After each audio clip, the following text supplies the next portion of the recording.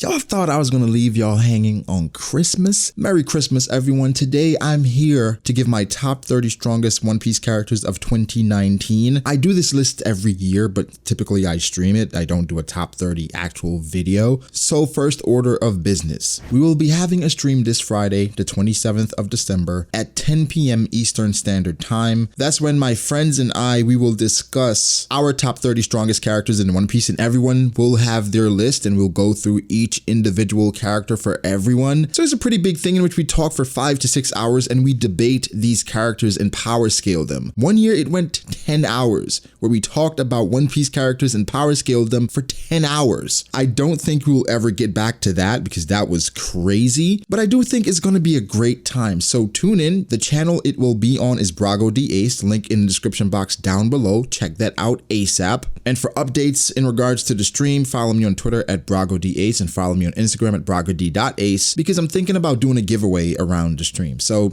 stay tuned. But today I'm going to make a video of my top 30 before it goes live or before I make a stream about it. Quick disclaimer, this top 30 might not be the same top 30 that I have on stream. Reason being, I keep changing my mind. Right now, the list that I have now, I'm okay with, but I had a different list an hour ago, and I keep changing it because of the characters and things that's happened. I'm just stumped sometimes. A few more things about the list. One, just because a character is ranked higher doesn't mean they can't beat or lose to someone higher or lower than them. This is gauging overall strength. Of course, feats are accounted for, hype is accounted for, portrayal is accounted for, but honestly, for your top 30 list, it's whatever the hell you want it to be. These are the people that you personally think are the 30 strongest characters in One Piece. Some rules, they must be alive. And yeah, that's about it.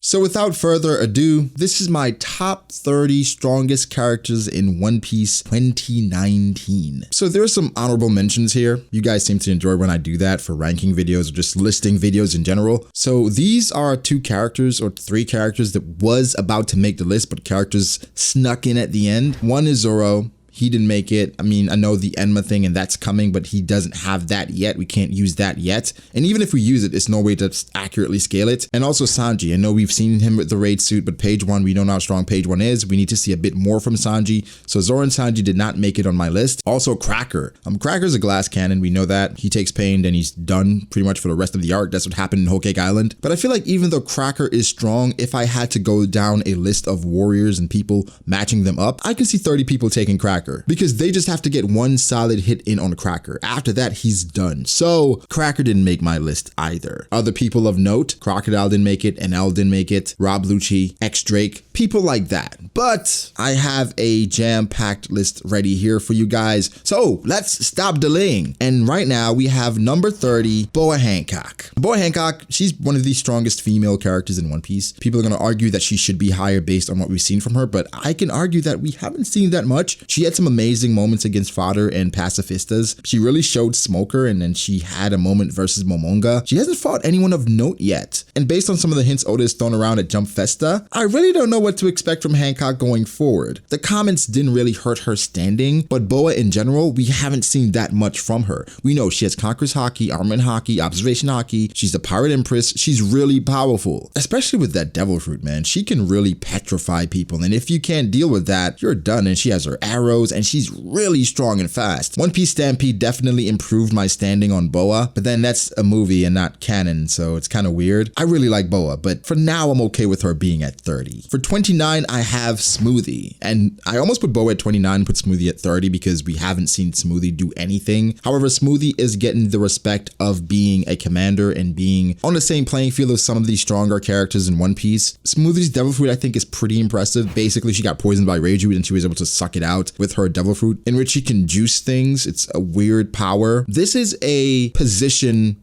ranking, whereas Smoothie is here even though we haven't seen a lot from her because she's the second commander of Big Mom. It is really difficult to have Smoothie over Boa. You know what? Let's do that. I'm going to move Smoothie to 30, and Boa is now at 29. And Smoothie, that's just based off the things she's done. And again, it's a position ranking. So I think it makes more sense for her to be lower than Boa because Boa has actually done some things and she has a bit more hype and portrayal than Smoothie. Even though she's a second commander, it's tough to say. But okay, Smoothie is now 30 and Boa is now 29. At 28, I have Law. Law is one of those characters in which if he uses power the way he should, he could be top 15, top 20. However, Law has some issues. The community thinks Law has a stamina problem, and I don't think it's that bad, but there is a slight issue there with his stamina. Granted, Law is always put in situations where he has to overexert himself because the Straw Hats, they're crazy and they just don't listen at all. Racing, trying to fix things, so therefore he has to normally overexert himself. The most hacks Devil Fruit in the series. The Opi no Mi, he can do whatever, switch souls, change places, radio knife, gamma knife. He has it all. The only issue is that Oda, because of the power of the Devil Fruit, he nerfs Law as a character and doesn't always utilize him in the way he should. Law could scale this list by the end of Wano, but for right now, I really can't put him any higher than this. Number 27, we have Queen. Queen had an interesting showing versus Big Mom. Something that I was impressed with was the fact that Big Mom did all that to Queen and he wasn't knocked out, but he didn't do anything to Big Mom either. However, Queen is the second commander of Kaito, and Kaito's commanders, I think I have him on a slightly higher plateau than every other commander. Maybe not Shanks's, but every other commander other than Shanks's. And that's basically due to, I believe Kaito's top heavy, and he doesn't have the quality of individuals that Big Mom has. Like after Katakuri, Smoothie, and Cracker, she has a slew of individuals just ready and willing to go. She still has Snack, obviously, but there's Oven, Daifuku, Galette, Tamago, Perospero. Big Mom has a lot of people. So with Queen, even though there's still more to see from him, I liked what I saw. His zone, I think, is pretty durable. So for the time being, I'm okay with him at 27.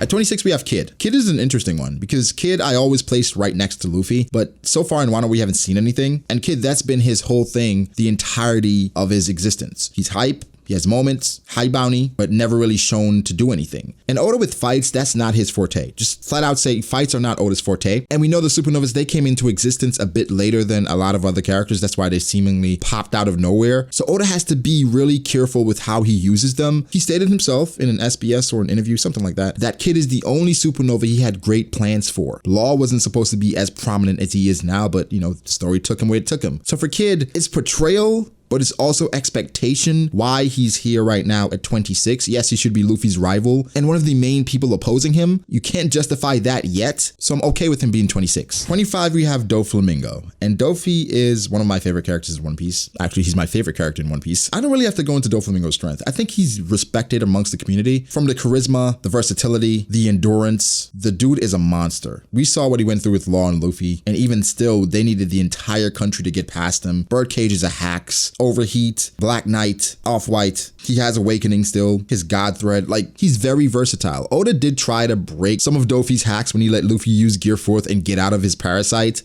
I guess Oda. But with Doflamingo, like, if I was a Yonko, I would want Doflamingo as like my first, or rather, my second or third commander. If Doflamingo was my second commander, I would be really happy because having someone of that skill, that caliber, and let's not start with his connections that he has. Dofi's pretty amazing, man. And 25 may be a little low based on how versatile he is, but I think the overwhelming strength, he doesn't have that in comparison to what we've seen thus far, but we have to give him his respect at 25. 24, I have Lucky Roo. We know nothing about Lucky Roo. We don't even know what he fights with. Well, we saw him shoot this guy at the beginning of the series. Other than that, we know shit about Lucky Roo. Well, he eats a lot too. Other than that, nothing. Lucky Roo is here because of the statement made in One Piece chapter 957, in which they talked about Shanks' crew. Shanks' crew was the only crew mentioned in that entire thing, saying that Shanks has a formidable crew and they have a bunch of big names on there and it wouldn't be easy to bring them all in. We also know Lucky Roo is the fighter of the crew, and if the fighter of the strongest crew or the most balanced crew in One Piece isn't high, then something is wrong with me. So that's why Lucky Roo is here. I don't know anything about Lucky Roo. I really don't even know if Lucky Roo is his real name, but he's 24. 23, we have Monkey D. Luffy, and people are gonna be like, what? Future Sight? Real? Gear 4? Okay. Guys, relax. Luffy is very strong, extremely strong. However, Luffy is extremely limited. After a huge power surge, Luffy has to run away for a while. And I think I'm okay with Luffy being here because he hasn't mastered these things as yet. Yes, you can say he's using Future Sight, but he still got overwhelmed by Kaito. I'm not using the anime here. For me, from my interpretation of the manga, Luffy could not see Kaito coming and he got obliterated by his mice. Until Luffy can really master Future Sight to the point where it's like he's not being obliterated by Kaito's mice. And I'm saying mace, but people are like, mice, what the fuck? What are you talking about? Kaito's mice? What are you talking about? He doesn't have mouse, nigga. Luffy had some impressive showings in Udon when he was like using Old Man Hyo and telling him where to dodge and different things like that. Really cool. Still got to see more. And again, just because someone is lower on the list than another person doesn't mean they can't beat the other person. I think Luffy's main drawback is Gear 4th. Even though it's really powerful, it's still an insane drawback. I just can't give him higher yet. After Wano, I expect him to jump like 10 spots. But for right now, I'm okay with where he is. Number 22, I have Katakuri. People could be like, well, Luffy beat Katakuri, so this list is wrong. All right, guys. Luffy quote unquote beat Katakuri. We know what that was. He gave him the fight. He gave him the fight, man. Going back, I think if they fought today, it would be a lot closer and it could go either way. So if you put Luffy over Katakuri right here, I'm not mad at it, but I still think Katakuri, based on what he has in his arsenal, he should beat Luffy, even with the future side that Luffy has, because Luffy can't compete with Katakuri outside of Gear 4th. And Katakuri has shown that he can compete with Luffy in Gear 4th because when he went to his donut form, he was keeping up with Snake Man. So if Katakuri had done that from the get-go, and honestly, he didn't even have to do that. He was playing around, he was being a bit cocky, pompous, then, you know, plot kicked in, and Katakuri started respecting Luffy. Then, you know, that whole thing happened, but Katakuri is still very strong. His future side ability with his mochi is very powerful. If you don't know what that is, you could get overwhelmed pretty quickly. And I think his issue, which is something that's shown by some of the mid-top tier guys, like Doflamingos, which they're powerful, but they don't have that high-end strength that can completely obliterate you if you get hit. So with Kat, even though I think he's more impressive than his reputation, I'm okay with him being 22.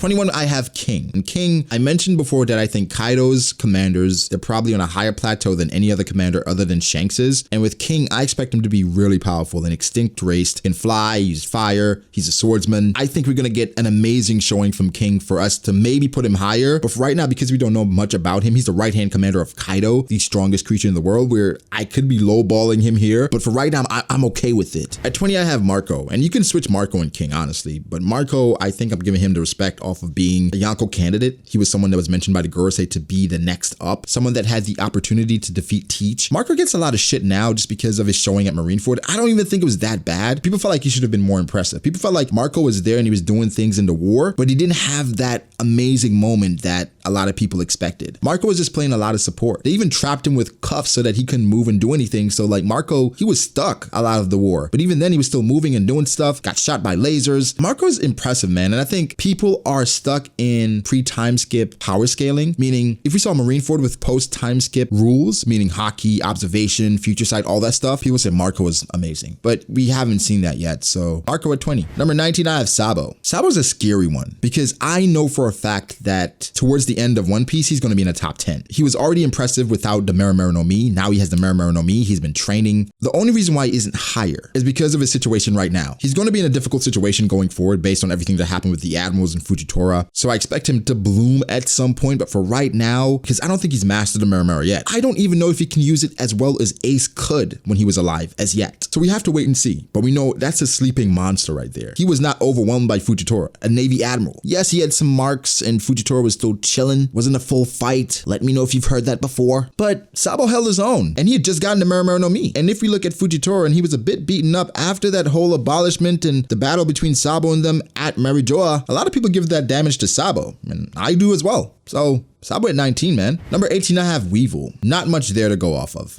other than he's as strong as a young Whitebeard, and that's a lot.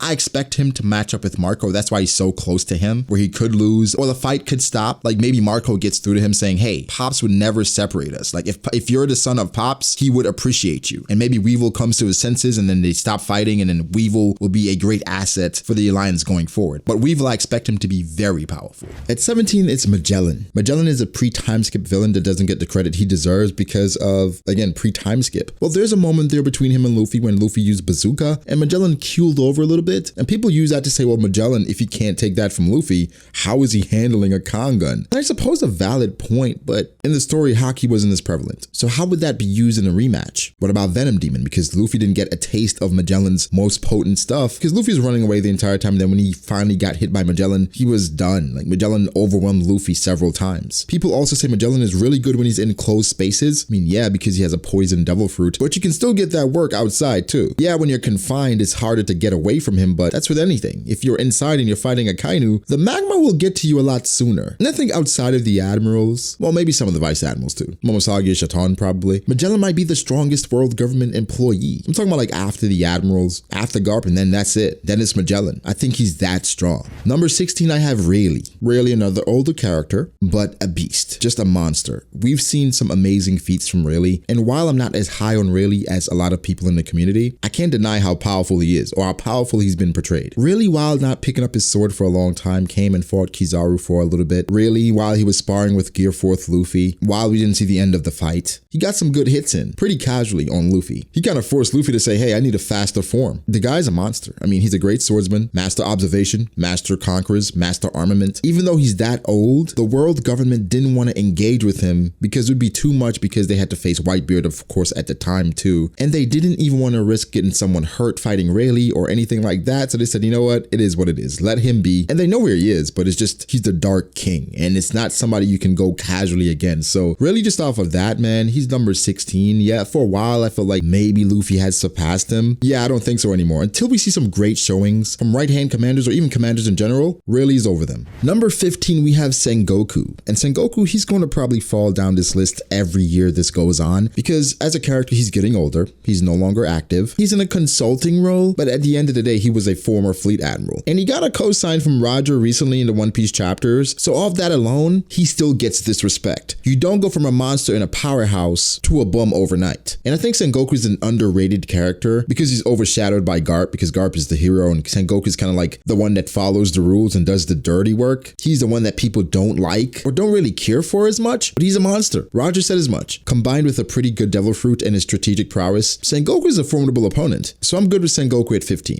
Number 14, we have Shiryu. And Shiryu is one that's pretty difficult to scale just due to the fact that people have different views of where they see him at the end of the story. First, some people feel like he's going to be the one to defeat Mihawk before Zorro does, so he's Zoro's final opponent. In my opinion, he's tied to Blackbeard, so no matter what, he's going to be endgame. So at some point, you have to start scaling him up. And I think Oda did a good thing here by back then saying that he was equal to Magellan for the most part, but now giving him a devil fruit. We're not sure how much the devil fruit is going to amplify his powers because it's the invisible fruit like Absalom, and we have observation hockey in this verse, and I'm not sure how that's going to work. Regardless, he's giving him a fruit to say, hey, this guy is a bit stronger than when we first got introduced to him, so forget what you felt about him. He's going to be more formidable going forward. So with Shiryu being somewhat the peer or right hand of Blackbeard, I expect great things. Number 13, we have Garp. Garp is typically tied to Sengoku. Wherever Sengoku is, I put Garp. But as the years go on, Garp, while being active and training young Marines and escorting important people, he's still very much a part of the Marines. Even if he's not an official vice admiral still. There's not much to say about Garp's strength. You could argue he's a top 3 strongest character of all time, but he's older. And as the years go on, like Sengoku, he's going to fall down this list. But here's a question. Do you guys think Garp was on Whitebeard's level at Marineford, or possibly stronger? Knowing of the God's Valley incident and everything that occurred there, should Garp get more credit? Could he have actually killed the... You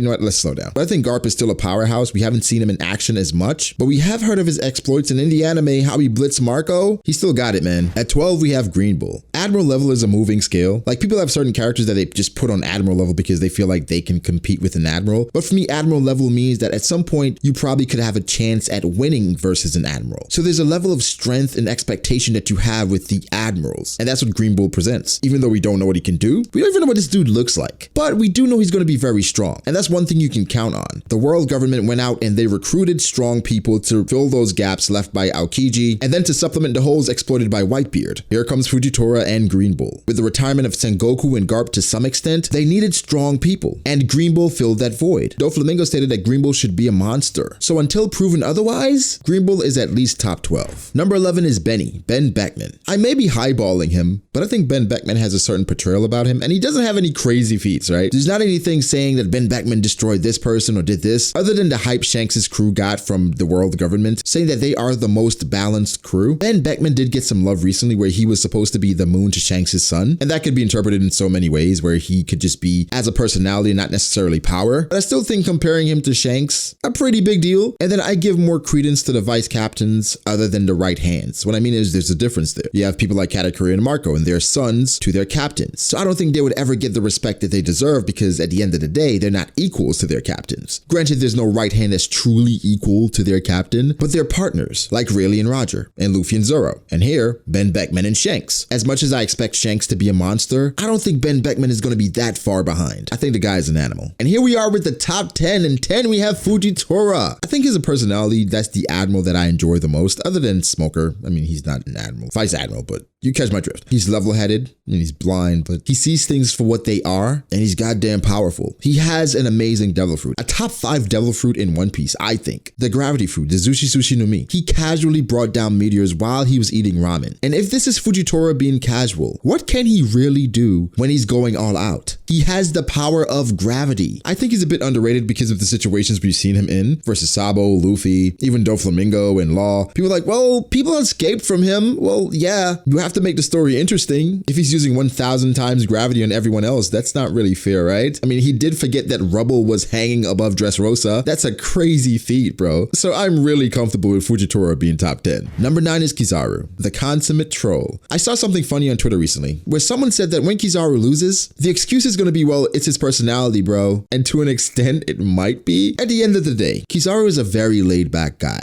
I mean, he goes out and he tries to get the job done, but he's never as engaged as someone like Akainu. You know, when you send Akainu on the job, he's gonna get the job done. When you send someone like Kizaru, he might come back and say, it wasn't what I expected. But one thing you can't forget, the guy's a monster. Having a top 5 devil fruit as well, with his swordsmanship, his devil fruit mastery, and just overall strength, and then his position of admiral as well. Kizaru is definitely top 10. Me, like others, feel like if he was a bit more serious, he could be top 5 because he has an amazing devil fruit, but Kizaru just be chilling. And so we will have him chill at 9. Number 8, we have Mihawk. I fought with this one because just like my video in which I stated, Mihawk is very difficult to power scale. Being the world's greatest swordsman, having a black blade, having never used a named attack in the series, but still being unscathed, went through an entire war, no scratches, nothing at all. The guy is a beast, but I feel like there's a limit to him. I mean, I could be wrong. Mihawk could be top 3, but something happened recently, which kind of put me at ease with my decision. Consensus, if you're being honest with yourself, most of the strongest characters in One Piece don't have black blades. I know what the black blade is, I know what it represents, but does a black blade mean that you're stronger than someone? Stronger than everyone? Roger didn't have that, Whitebeard didn't have that, Garb doesn't even use a weapon, Shanks doesn't have a black blade. Mihawk is a monster, so I don't want to downplay everything that he's accomplished, and being the world's greatest swordsman is not a small feat. While he could be higher, and I wouldn't be upset with people putting him higher, I just think other people are stronger than him right now. So yeah, Mihawk at 8. Number 7 is Aokiji, and I think he's underrated, and basically because he lost to Akainu, even though he fought for 10 days versus Akainu. I mean, Oda does this thing where you fight for a long time, fight for 10 days, whatever, to kind of show the difficulty of the fight. And Aokiji, and I'm not doing the science thing where we're going through and seeing how magma affects ice. No, bro. At the end of the day, he was going up against one of the most powerful devil fruits in One Piece. One could argue top 3, and he still fought for 10 days. So I think that shows not only his mastery with his own devil fruit, but other things, intangibles. Yes, at this point, he's not with the Marines. He's with Blackbeard. We know there's more to that. We saw versus Doflamingo, he stopped him in his tracks. He honestly got to jump on Whitebeard at Marineford, and the guy's really a monster. So off of his fight with Akainu, former admiral, a very powerful fruit in his own right, Aokiji is definitely number 7 for me. Number 6, we have Teach. Blackbeard. At the end, he should be top 1 or 2. But right now, while he's still getting better acclimated with his devil fruits, maybe he has another one by now. Blackbeard is inevitable. You know that disposition wherever he's in, 6, 7, 5, whatever, it's temporary. Because at the end of it all, he's going to be 1 or 2. Having 2 devil fruits, being able to scar a Yonko pre-devil fruit, the durability, the endurance, the overwhelming strength, the planning, the patience. Blackbeard is a monster. I would not want to go up against Blackbeard with the Yami Yami and the Gura Gura right now. I don't care who you are. That's walking into a buzzsaw. And coupling those with possibly another fruit, hey,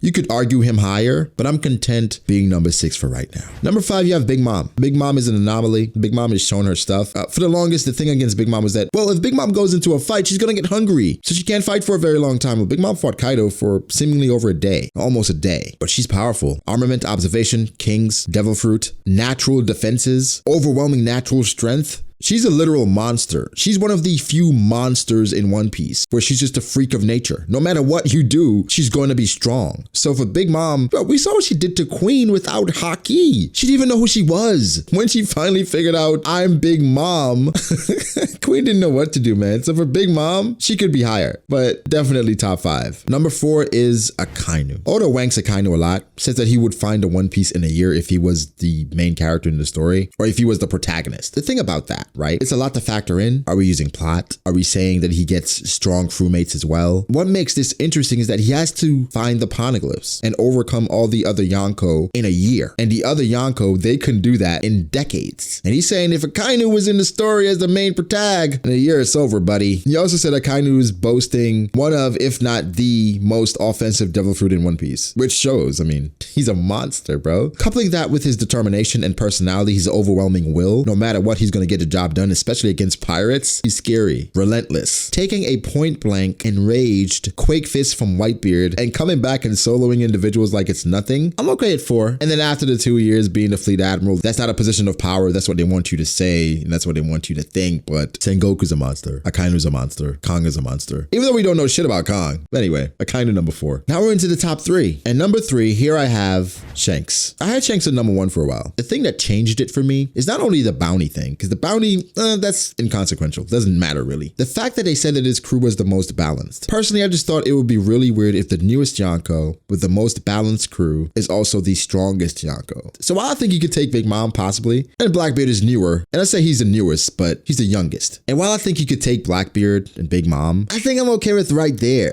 There are people that think Shanks is weaker than Mihawk, and that's okay. He's a swordsman, and you look at that very highly, and you say, you know what, no matter what, Shanks is weaker than Mihawk because he has a sword. That's fine. That's your prerogative. That's how you want to break it down. I don't look at it that way. I think being a master of the blade, Mihawk has no equal, but for Shanks, this is my headcanon. After losing his arm, he had to compensate. And therefore that plays into why Mihawk doesn't want to fight him anymore. Because if you're missing an arm, you have to sometimes have shiesty play because you have to make up that difference. And in a sword duel, it's somewhat honorable. And if I now have one arm, bro, at this point, I'm just trying to win. I'm just trying to get the W. So for Shanks' crazy haki, we know he's a great swordsman. Personally, I expect him to boast the highest and most potent conqueror's haki in the series. I expect insane armament and observation haki as well. So top 3 could be lowballing, but I'm okay. Shanks hit 3. Number 2, I have Kaito. Yeah, I know he's the strongest creature in the world. I know all the things said about him. Land, sea, air, whatever. Bet on Kaito. And he's number 2. I mean, he's a monster. He's like a demigod. Overwhelming power from his dragon powers. We're assuming his devil fruit. I mean, he one-shot the main character in the story like it was nothing. Big Mom has hyped him. Shanks went out of his way to stop him from going to Marineford because we know the havoc Kaito would wreak if he managed to go to Marineford. We know the story. He's been caught, tortured, all this stuff. Nothing could be done to him. He's been trying to kill himself. Dude is suicidal. I don't know. Kaito is a freak of nature. One of the few like Big Mom. It's hard to see anyone going against Kaito in a fair match and coming out with a W. So for Kaito, right now, I'm okay with him being number 2. And number 1, people might not agree with me because it's not anything to go off of. We haven't even seen this dude fight, and that's Dragon. The reason why I have Dragon at 1, it's a lineage thing and portrayal thing. Being a monkey D, automatically, you're going to be the strongest of something. You're going to be the best at something. Garp was the hero,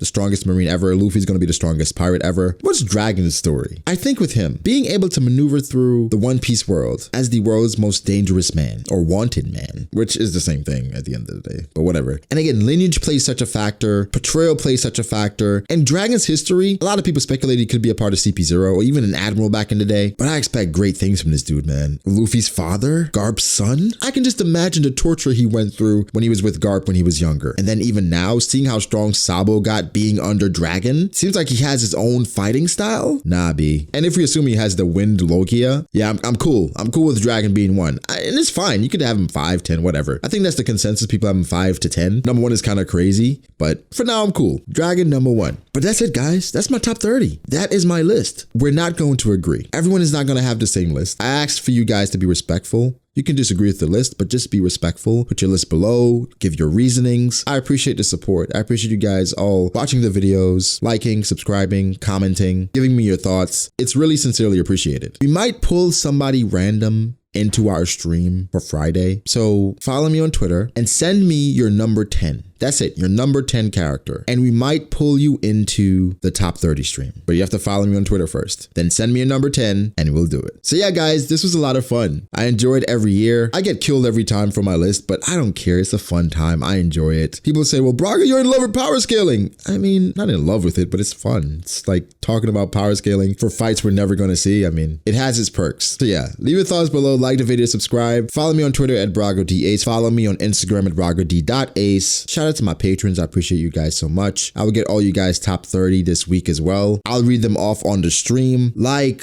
subscribe. I shall catch you guys in the next one. Peace.